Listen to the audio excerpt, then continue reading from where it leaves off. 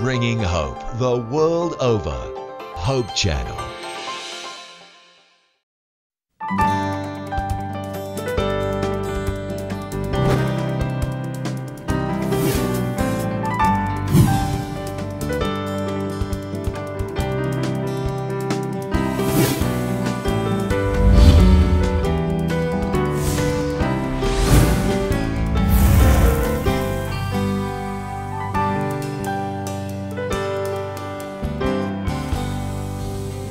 Maligayang pagbabalik po sa inyong lahat. We're here in the beautiful city of Naga, Camarines Sur. Kasama po natin ngayon ang vegan chef and owner ng Green Earth Cafe, the first vegetarian restaurant here in Bicol. Walang iba kundi si Sir Jose Arnel Ubias at ako naman po si Jam. Dito lamang po sa programang where you can feel not only your tummies but your spirit. Food and Soul, Bicol Edition. Bago po tayo magsimula, buksan po natin ang ating Biblia sa Proverbs 14:12 na ang sinasabi po ay, "There is a way that seems right unto man, but the end thereof is death." Mga kaibigan, tayo ay may mga sariling kaisipan, may mga pansarili tayong paniniwala na para sa atin ay tama at mabuti. Pero hindi natin alam na ito po pala ay nakakasama sa atin. Tayo po ay may mga kakulangan at limitado ang ating pagkakaalam bilang mga tao. Kaya kailangan nating patuloy na humingi ng katalinuhan mula sa ating Panginoon para malaman natin kung ano nga ba ang tamang landas. Diba? Tama po yun, Kuya Arnel? Tama yun, Jam. Kasi sa experience natin, lalo na ngayon na modern times, ay mararamdaman natin ito, lalong-lalo na yung mga nakatira sa mga lungsod, at yung mga nakatira sa may gilid sa mga munisipyo at sa mga kabundukan. Ibang-iba talaga ang kanilang sitwasyon at iba-iba rin ang kanilang kinakain. Tama po yun. Di ba? Halimbawa, titingnan na natin na yung mga nasa lungsod, halos mga process na ang kanilang kinakain, di ba? Kaya nagkakaroon iba naman ang kanilang kalagayan ng kalusugan. Pero kumpara doon sa mga karatig puok, lalong-lalo sa mga rural areas, iba rin ang kinakain nila, yung mga nasa paligid lang nila. Kaya, mga natural foods po, Kuya mga Arnel. natural foods. Kaya kung titingnan natin, dapat natin pag-aralan talaga kung anong dapat natin kainin. Kasi ganito yon. Kung sa creation nga, may mga nakapaligid tayong gulay dyan, at tinatawag natin may synergy ang environment. Synergy? Ano pong ibig sabihin nun, Kuya Arnel? Ang synergy, yung pagkakabalanse ng ating kapaligiran at saka yung tao. Halimbawa kasi, noong panahon kasing sa isang beses may pumasok doon sa restaurant, sabi sa akin nung Amerikano, parang naiinitan siya dito sa Pilipinas. Tinanong ko kung anong kinakain niya. Sabi niya, mga mansanas, yung oranges. Kaya sa madaling sabi, yung kinakain niya, yung mga produktong nasa taglamig, yung mga sa winter, Sabi ko sa kanya, may kaibang po talaga yan kasi yung mga halaman at mga prutas na tumutubo sa mga cold regions ay nagpapainit yun sa katawan ng tao. Pero so parang yung mga pagkain ay nagtutulong sa pagpa-adapt ng tao. Oo, ganyan yung creation eh. Yung naman sa tropical areas kung saan mainit, yung kinakain natin ay nagpapalamig sa ating katawan. Kaya nakikita natin ang perfect combination ng environment at saka yung tao. Kaya ang dapat nating piliin, yung mga nasa kapaligiran lang natin, halimbawa yung mga kangkong, talbos kamote, dito sa ating lugar, may mga local na mga vegetables yan tumutubo, yun ang makapabuti sa atin. At saka, isa pa, yun ang panlaban natin sa mga disease at sa mga sickness na nagkakalat sa ating lugar. Halimbawa, sa panahon ng tag-init, tumutubo naman yung mga kalamansi, yung mga dalandan, pangkontra natin yung sa sipon, di ba? Kaya nakikita natin balanse ng environment. Ngayon, subukan natin isa praktika ang ganitong kaisipan. Kaya may inihanda ako ditong recipe na isang salad na tutugon sa ating sitwasyon. Gusto ba niyo malaman to? Sige po, handang-handa na po kami malaman kung ano nga po ba yung recipe na gagawin natin ngayong araw. Ito po ay, ang pangalan po nito ay Paco Salad. Paco Salad. Paco Salad na may mango vinaigrette. So, Kuya Arnel, ano po yung ingredients na kailangan para sa ating pako salad? Ang ingredients po dyan ay yung local natin na pako, yung ferns, wild ferns, ganito. Kuya Arnel, saan naman Wild po ferns. natin makukuha yung mga ganyang wild ferns? Sa mga kabundukan po ito nakikita sa mga gilid ng ilog, ganyan. Kasi sa mga mga preskong lugar. Yun po sa maraming tubig, mga matubig na lugar. Ganun, tumutubo to, wild ito, talagang organic ito. Tapos meron po tayong pipino. Kuya Arnel, ano man po yung health benefits na makukuha natin sa pipino? Pampaganda yun. Pampaganda yun sa katawan at sa mukha. Ng ating kutis, ayan. Tapos, ito meron naman tayong singkamas para sa ating mga intestines, pampalinis. At may cooling effect din po ang May cooling singkamas. effect. Oo. Kasi high water content food sila, di ba po, Yan Kuya Arnel? tatlong pong iyan, high water content. Kaya may cooling effect talaga siya na tamang-tama dito sa tropical areas natin, Ayan. di ba, So, sa Pilipinas. saan po makikita yung synergy na sinasabi niyo synergy po? yan. Tapos, dadagyan po natin ng kamatis, pang kontra sa sipon, at meron po tayong yung protein, yung ating tokwa. tokwa. At So, saka, hard tokwa po yung gagamitin natin. hard tofu po yan. Saka yung mga natin, pampalasa, meron po tayong kalamansi, meron po tayong asin and sugar. At ito Tapos, po, Kuya Arnel, ano po to? yung vinegar po yan, vinegar. So, ano po yung ginagamit yung vinegar? Meron pong yung sa coconut vinegar.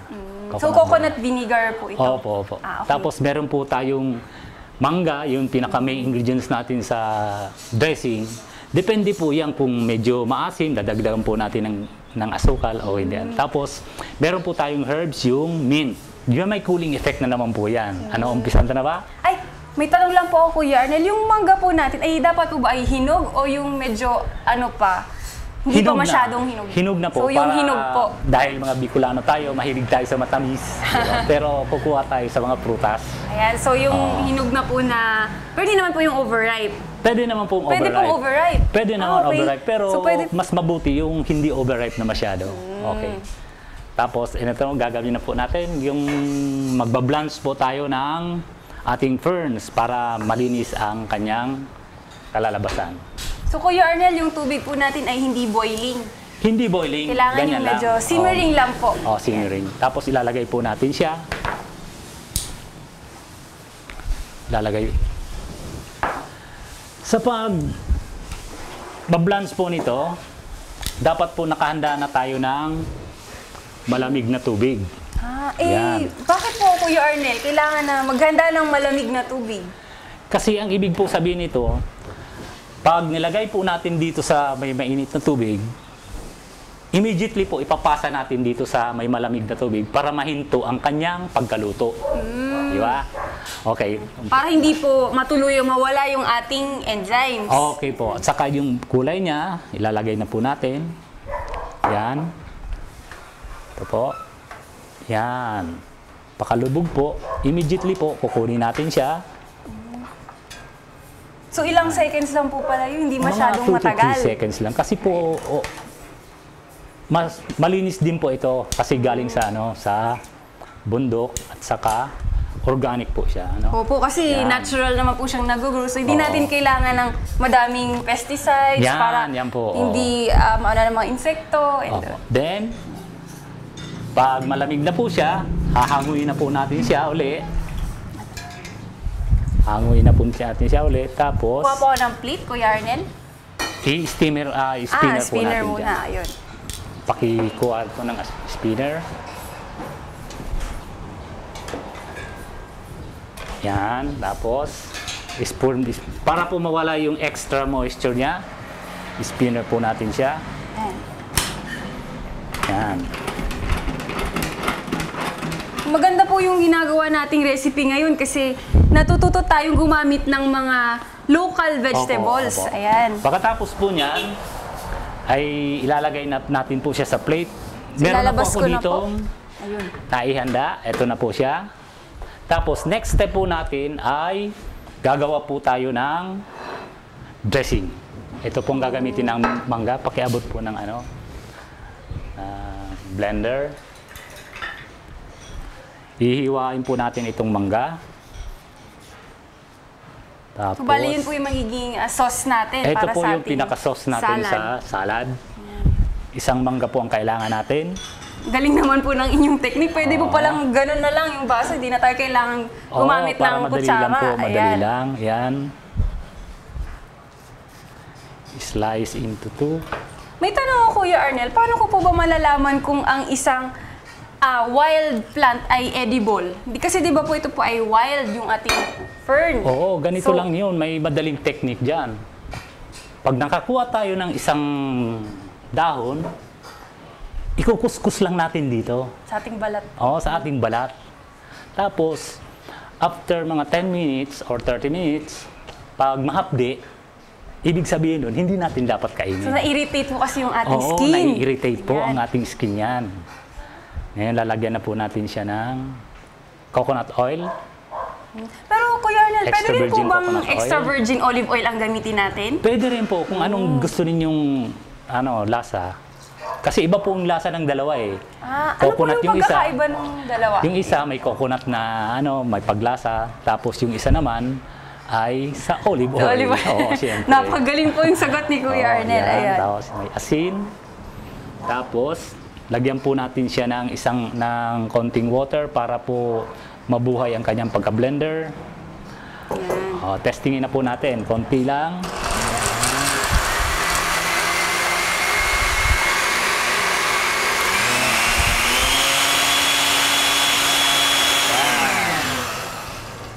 Yan, titikman po natin siya, ano? Lagyan po natin ng asukal na kaunti. Ayan, so, muscovado sugar po ang ating... Muscovado sugar po ito. Pero pwede naman po ba, Kuya Arnel, kung gusto nating patamisin, ay dagdagan na lang po kaya natin ng mangga? Pwede po ba kayo? Pwede po bang depende gawin po. natin yun? Depende po sa...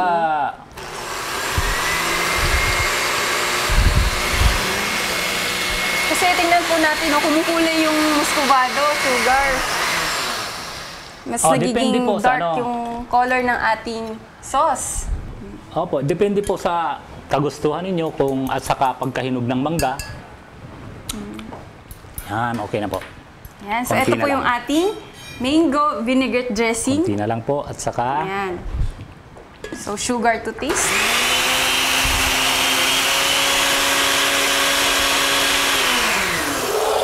lalagyan po natin siya ng mint para po sa cooling effect ng ating dressing.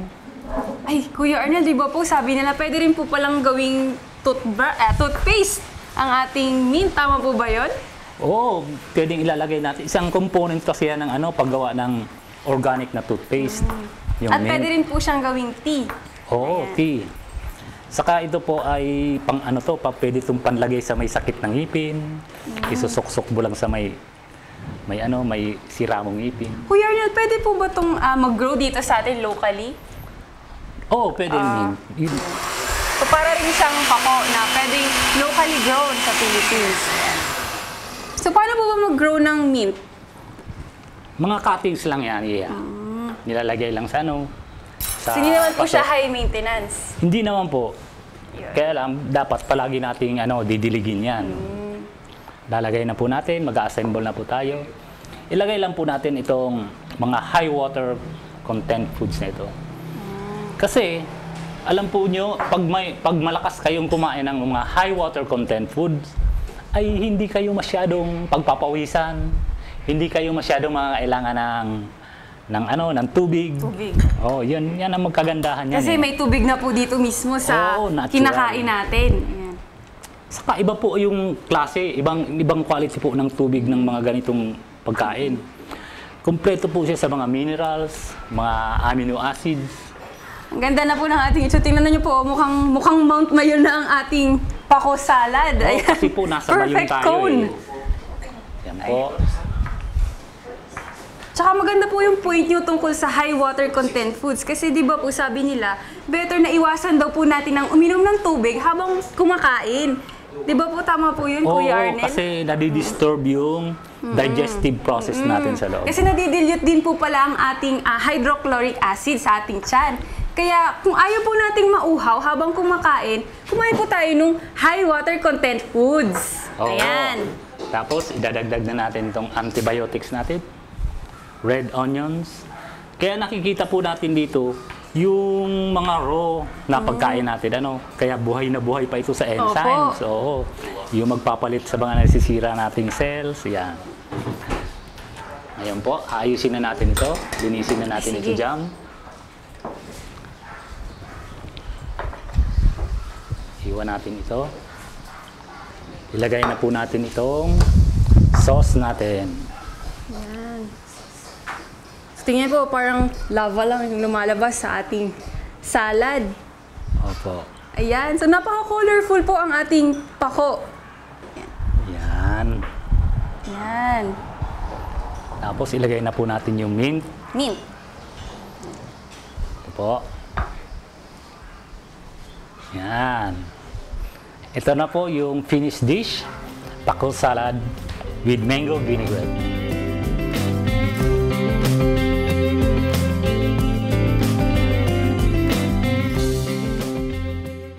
Ayan, thank you so much po, Kuya Arnel. Ano naman po yung mga ingredients at yung steps na ginawa natin para makagawa po tayo ng pako salad?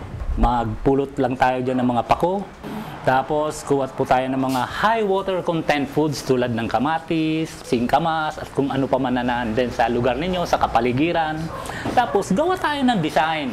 At mag-blender tayo kung anong fruits na kailangan natin, pwede rin dalandan, mango, i-blender po natin, lagyan natin ng pampatamis. At saka presto, nandito na po yung ating pako salad. Ayan, thank you so much po. This is our first recipe for today's episode. So, iset aside po muna natin ito and let's proceed to our second recipe for today. So, Kuya Arnel, ano po yung second recipe natin ngayon? Ang second recipe mo natin ngayon ay yung tungkol sa Bicol. Yun naman tinatawag natin Bicol Express. Wow! Bicol Express! Kuya Arnel, alam ko po maraming mga Bicolano ang gustong-gustong malaman kung paano nga ba gumawa ng Bicol Express na vegan. Oh, vegan kasi yon. Kakaiba po ito. Ayan. Para malinis. Ayan. Alam mo, Jam, yung Bicol Express, pag sinabing Bicol Express, ang naaalala ko niyan, yung train. Train po kasi. Train noong panahon. Kasi yung train po ba nung unang panahon, express na talaga, mabilis na talaga? Bicol Express. Ang train. Kaya, pagdating dito ng mga bisita, ang galing daw ng pagkain doon. Saan? Sa Bicol Express. Kasi nung panahon, wala pang mga MRT, LRT. Bicol lang ang merong train. Oh. Dito sa buong Pilipinas. Bicol lang. Kaya na-associate yung luto natin Bicol Express sa train.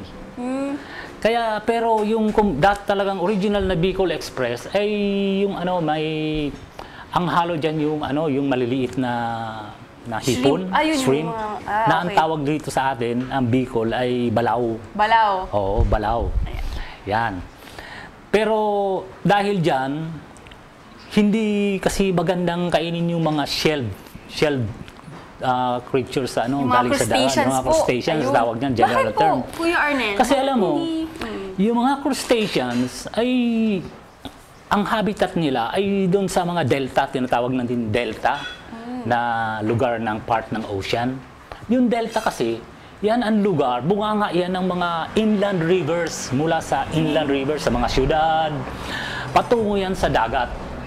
Ngayon, alam mo ba kung ano mga dinadala ng rivers na yan? Basura. Enlighten me, Kuya Arnel. Basura. Nandyan na yung basura sa mga baboy, basura sa mga bahay-bahay, sa mga squatters area. Yan lahat. Tapos patungo yan sa delta. At gustong-gusto naman niya na pagtirahan ng mga crustaceans. Alam mo kung bakit? Hindi po. Iyon ang pagkain nila. Kaya naman pala dinudumog yung ng mga crustaceans, yung ganitong lugar. Yung mga basura, yan kasi marami, abundant dyan. Yan ang tinatawag nilang habitat nila. So Bahay parang nila mga yan. cleaners po yung crustaceans? Exactly. Sila ang janitors of the sea. Sila ang janitors of the sea. Kaya kung kakain tayo niyan, masarap pero grabing epekto sa atin.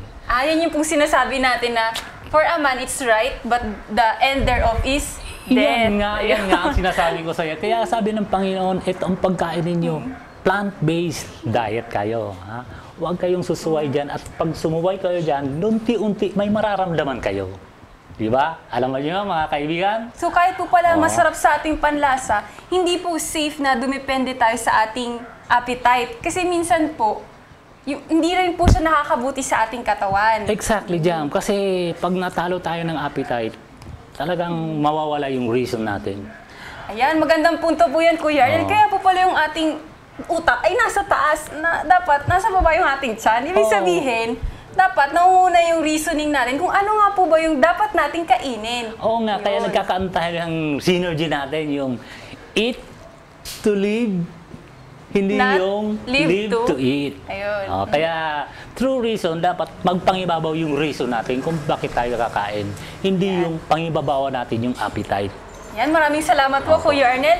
Huwag na po nating Patatagalin ko. patatagalin pa. Ayan, ako ay na-excite na, kaya gustong-gusto ko na magluluto pong tayo. mag-start Sa tayo. praktika po natin, yung Bicol Express na walang crustaceans, alisin po natin yan, nakakasira yan. Kaya magbibigay tayo sa mga audience ng isang choice. Yan, so ihanda nyo na po ang iyong mga lapis at papel at bibigyan po tayo ng rundown ni Kuya Arnel kung ano po yung mga ingredients na gagamitin natin for this Bicol Express na vegan. Okay po, ito po, isang tablespoon na extra virgin coconut oil. Very good po ito sa ating katawan. May mga lauric acid po siya, yung nagpapabuti sa ating digestion at saka antibiotics po siya. Lalagay po tayo ng turmeric, anti-cancer to. Turmeric, ginger, and galangal. Ito po, ginger, may galangal po tayo dito. Wow, Ibig sabihin ng galangal ay yung langkawas sa Bicol. Lahat po ito ay tungkol sa lungs. Nakakatulong po ito sa lungs at sa digestion at pang mga ubo. Pwede po ito nakakatulong po itong ma-correct yung ating mga disorders. Okay, lalagay na po natin pa isa-isa. So may medicinal properties po ito, yung mga ginagamit natin ngayon. Opo, exactly. Yan. Saka yung isa pang antibiotic natin, yung onion.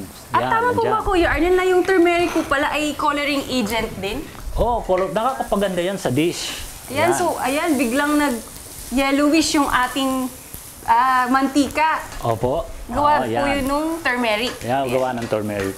Ngayon po, lalagay natin po yung pangalawa nating ingredients na anti-cancer. Itong shiitake mushroom. So chinap niyo po siya into Maliliit lang po yan. So into small squares. Ayan. Opo, yan. Stir fry lang po natin siya. Yan, nangangamoy na po Yan, tapos ilagay na po natin yung red onions natin hanggang marami Gano'n yan. naman po kadami yung ating red onions na ginamit, Mga isang Kuya Arnel? medium size. Ubusin po natin yung lahat. Ubusin natin, medium size. Tapos ilagay na po natin itong tofu for our beauty. And kasi alam mo ba itong tofu? It comes from soybeans. Opo. At alam mo ba ang classification ng soybeans? Ito ang tinatawag na hari ng mga beans. King of beans. Itong hari ng mga At bakit beans. naman po kaya, Kuya Arnel? Kasi punong-puno siya ng vitamins and minerals na nakakapatulong sa kalusugan ng tao. Kasi yun ang sinasabi nilang very versatile na beans. Oo nga po. Very versatile po talaga siya kasi pwede mo siyang ma-transform into different forms. Yes. Pwede po siyang gawing soy sauce o kaya miso. In different stages of fermentation yun, di ba po, Kuya Opo. Arnel? Ngayon, lagay na po natin itong gata. Ay, yung gata po natin, Kuya Arnel, first, katas po ba to o yung second? Pwede pong second, pwede pong dalawa. Pwede pong i-direction na po natin sa sa pagluto yan. So yung Ayun ginamit po. po natin dito ay yung unang katas? Unang gatas. Ayan. Unang gatas. Yan na po. Para po mas malasa, di ba po, Para mas Kuya malasa Arnel? po. Ngayon po, mamaya na natin ilalagay itong sili. Lulutuin Kuya po Arnel. natin yung sesame, yung mushroom natin, lulutuin muna natin. Pero ang dapat po nito ay continuous stirring lang. Kasi po, pag tinigil natin ito na may stir, magbibilog-bilog po siya, magkukordel siya. So parang magkukurdle po yung ating coconut milk. Opo. Ayan. Magkukordel po yung coconut milk natin. Yan. Kuya Arnel, Tapos napansin po, ko po ay dalawang klaseng sili yung gagamitin natin. May pagkakaiba po sila? Or... Hindi naman, yung isa hinog, mas paanghang. Yung Tapos red, yung green, yun po yung hinog. hilaw pa. Yung green, yung hilaw, ayun. Oo, ilagay na po natin siya. Napansin ko po ay inalis niyo po yung buto. Oo, kasi Bakit po ang kailangang alisin yung buto ng ating sili? Pag pinanatili kasi natin yung buto dyan, ay mas lalong maanghang. Mas lalong Oo. Hindi naman po siya papait. Hindi naman papait. Sa anghang naman po yung Anghang lang buto. talaga, Ayan. oo. Ayan, madali na pong maluto ito. Ngayon po, kukuha na po tayo ng pakilinis na nito sa yung plating natin. So, Kuya Arnel, yung Bicol Express po ba ay ulam siya o para bang side dish lang tulad ng yung sa papaya po ba? Pwede pong side dish. Atsara o ano siya, ulam po ba yung Bicol Express? Yung pampagana ito, pampagana. So, parang ng appetite po natin. Oo, pampagana, oo. Pampagana. Kasi Pero maanghang. yung iba, inuulam siya. Inuulam. Oo nga po, sobrang daming kanin po siguro ang kailangan yan kapag maanghang. Kasi maanghang eh. Yan, ipa-plating na po natin. At syempre, dapat brown rice po yung gamitin natin para kahit medyo madami tayong kanin naman, at least healthy and polished. Sandali. Yun.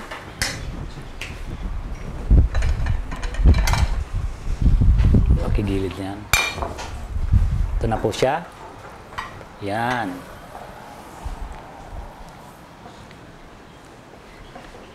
Yan, ano, natatakab ka na? Ha? Ayan, ito po yung ating Bicol Express. Yan po yung Bicol Express natin. Lagyan po natin siya ng garnish. Yan. Yan po ang ating finished dish. Bicol Express. Free from crustaceans.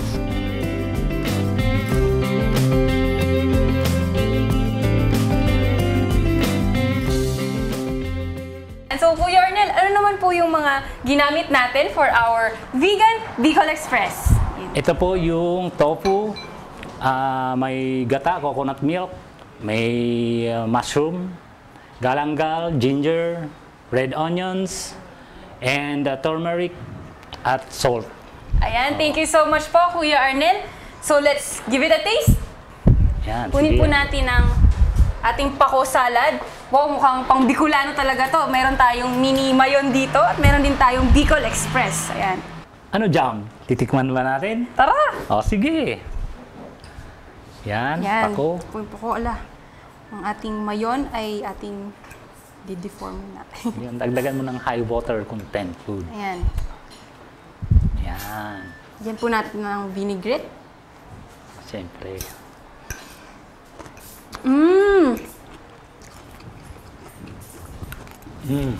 It's just perfect. Lasang-lasa po yung mint.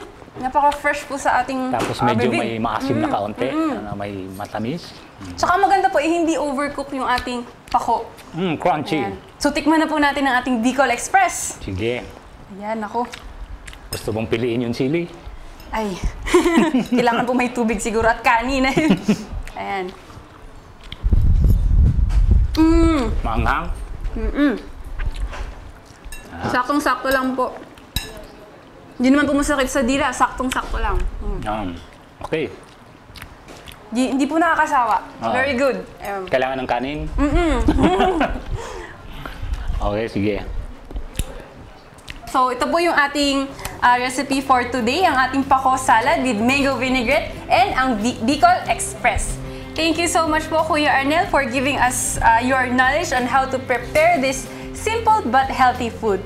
Dito pa rin where you can feel not just your tummies, but your spirit. Sa Bicol edition ng Food and Soul!